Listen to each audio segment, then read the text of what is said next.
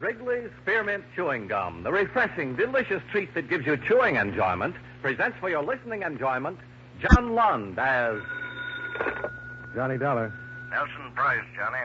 Oh, yes. How are you, Mr. Price? Fine. Got a job for you. You'll have to go to the West Indies. The West Indies? Near Haiti, St. Ledger. Mr. Claude Sheldon holds a big policy with us. We insure him, his wife, and his farm. They've had a lot of trouble.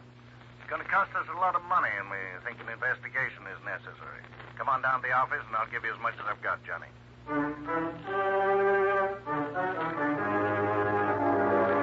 the makers of Wrigley's Spearmint Chewing Gum bring you John Lund in another adventure of the man with the action-packed expense account, America's fabulous freelance insurance investigator. Yours truly, Johnny Dollar.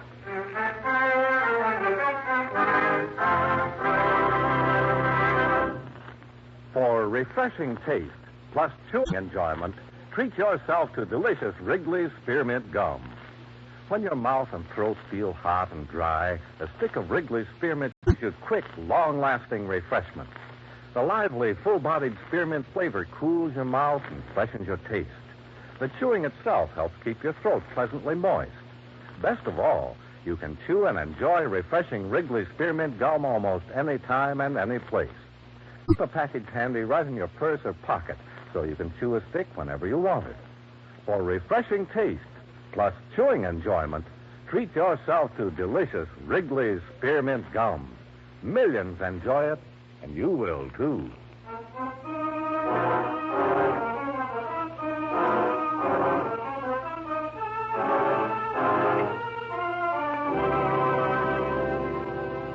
Expense account submitted by Special Investigator Johnny Dollar to Home Office International Insurance and Bonding Company, Hartford, Connecticut.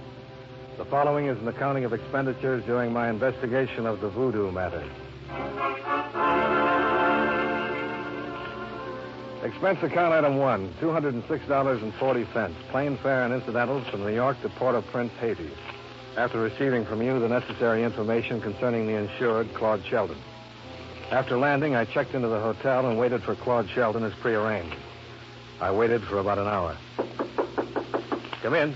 Mr. Dollar? That's right. Mr. Sheldon? Yes. I've been expecting it.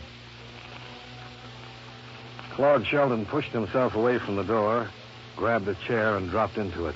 Took in long, deep breaths and smiled a very slow, weak smile. I would have been here sooner, but there's been more trouble. More trouble, eh? Well, my company told me a little about it, but you better give me your own story. Certainly. As you know, I am a farmer. Yeah. My place is near Saint-Leger.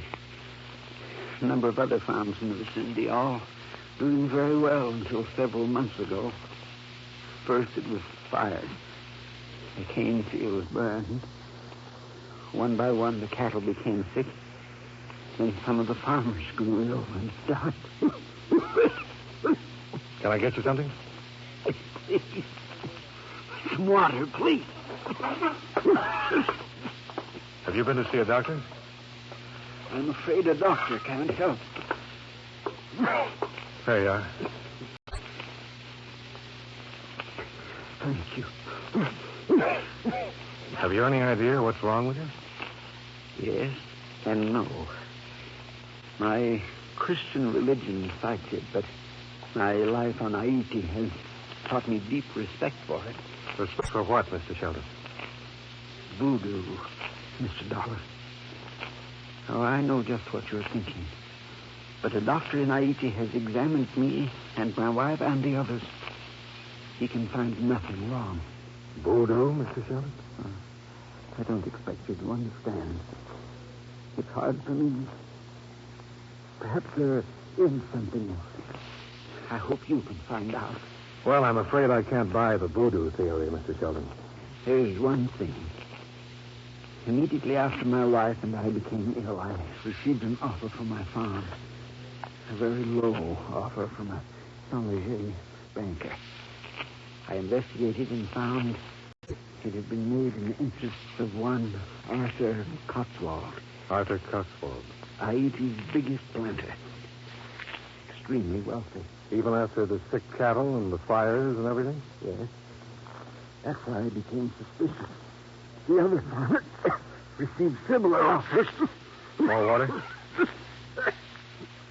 Perhaps I don't think I... Mr. Dollar. Mr. Sheldon. I called the hotel desk for a doctor, but by the time he'd gotten Sheldon to the hospital, the patient was dead.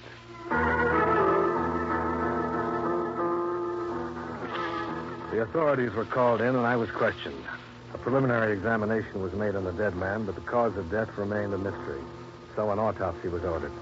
I told the chief of police to forward the report to me as Saint Leger and left for the Sheldon farm.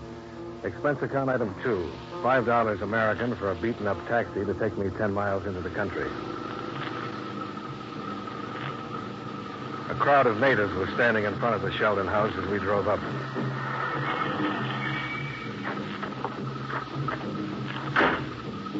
I didn't know what it was. No one said a word. But something was wrong. I could feel it. I walked through the crowd and up to the house and stopped cold as the door opened. Who are you? I'd never seen anything like him. A native who was a good 7 feet tall and must have weighed at least 300. Me, Bimba. Who are you? Me, I'm Johnny Dollar. I'm an insurance investigator. You from United States? Yeah. I'm supposed to investigate the trouble here. Me know. Master Shelton tell me. I saw Master Sheldon about an hour ago. He dead. How do you know he died? You come in house. All right. What are all those people doing out there? Their friend. Madame, she died too.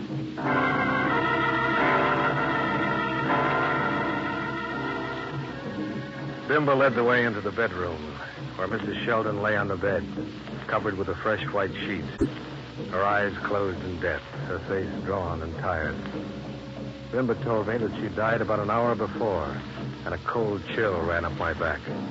I remembered her husband lying on the floor of my hotel room about an hour before. Bad voodoo. Is that why the cattle are sick and the fields burned? We, bad voodoo. Mr. Sheldon thought a man named Cotswold might have something to do with it. Mr. Cotswold, big man. Very powerful. What are those drums? For Madame and Master. There's voodoo. Good voodoo. Give blessing for spirits. For Madame and Master. I see. I want to talk to the police in Saint Leger. Who do I see? Me take you.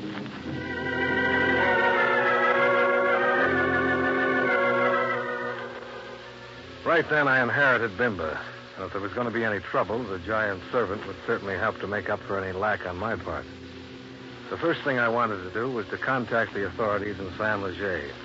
And Bimba told me my man was Inspector Georges. Bimba saddled up 2 horses from the barn, and together we rode back to Saint Leger. Bimba pointed out the inspector's office and waited in front while I went in. Oui, Monsieur Dollar. The Sheldons were a very fine family. I knew them very well. How did everybody know they were dead? On Haiti, things of such nature are never a secret. The natives know. Voodoo? Being a stranger to Haiti, Monsieur Dollar, I expect you to be a skeptic. But you're not? Let us say I've been in Haiti too long to be one, huh? You know a man named Cotswold? I would suggest you forget Monsieur Cotswold. Why? Monsieur Cotswold is a very prominent man. Yeah, so I've heard. He has the largest plantation owner in the West Indies, a self-made man with a considerable temper. I'll mention it in my report to my office. Bien, as you wish. But Monsieur Cotswold is looked upon by the people of Saint Leger with a great deal of respect. It is my opinion that you should avoid him. First, because I am certain he will not be in sympathy with your motives, and second, because the opposition you will encounter will be far-reaching and much too difficult for you to handle. What if I come up with something incriminating? Oh, for your sake, I hope you do not. What do you do here in Saint Leger, Inspector? I am the law, Monsieur Dollar. But you wouldn't like it if this Cotswold were guilty of breaching that law? If Monsieur Cotswold has broken the law, it would certainly be my duty to arrest him. But I am not considering the arrest, nor necessary steps that would have to be taken to prove the guilt. Dangerous steps, Monsieur Dollar. One might trip on those steps. And break his neck. For 10 years I have been the law. If tomorrow Cotswold decided it was time for me to relinquish my position, I should probably retire. So you prefer the middle of the road, huh? It is much easier to see what is ahead. You can always get run down from behind. I do as much as I can to prevent that possibility. No, again, my suggestion that you forget Monsieur Cotswold.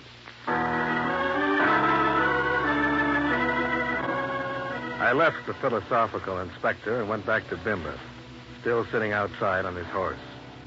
Every time I looked at him, it was like a little kid spotting the Empire State Building for the first time. He smiled a mouthful of white teeth and leaned over to give me a hand up. He caught me by the wrist and lifted me into my saddle as though he was hoisting a small bundle of laundry. The inspector, he say forget Mr. Cotswold. What? Bimba. Oui, monsieur. Oh, forget it. What do you think I should do? Me think you do what you want. And you know what I want. Oui. You want to go see Mr. Cotswold. The inspector says I shouldn't. You go anyway. You think it's a mistake? If you're afraid, but you're not. You're not strong like Bimba, but you're a good fighter. I don't like to fight, Bimba. Bimba know that. We go see Mr. Cotswold.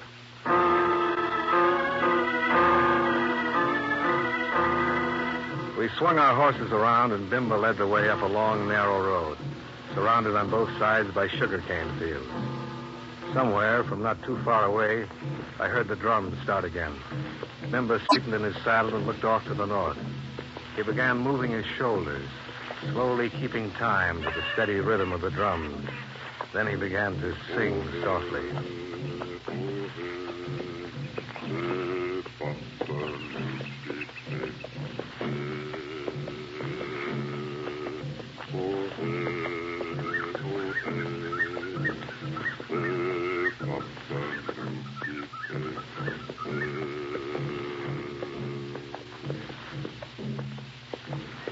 What does that mean, Bimba?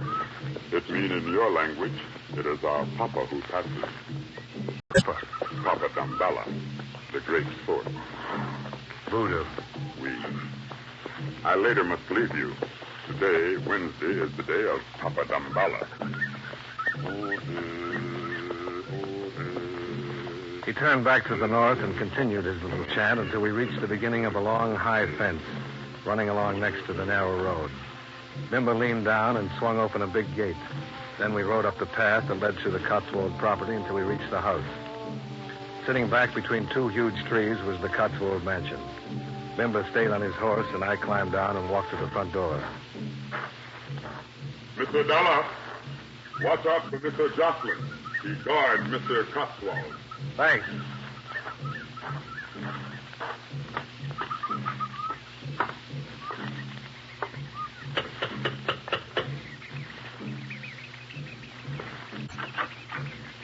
What do you want?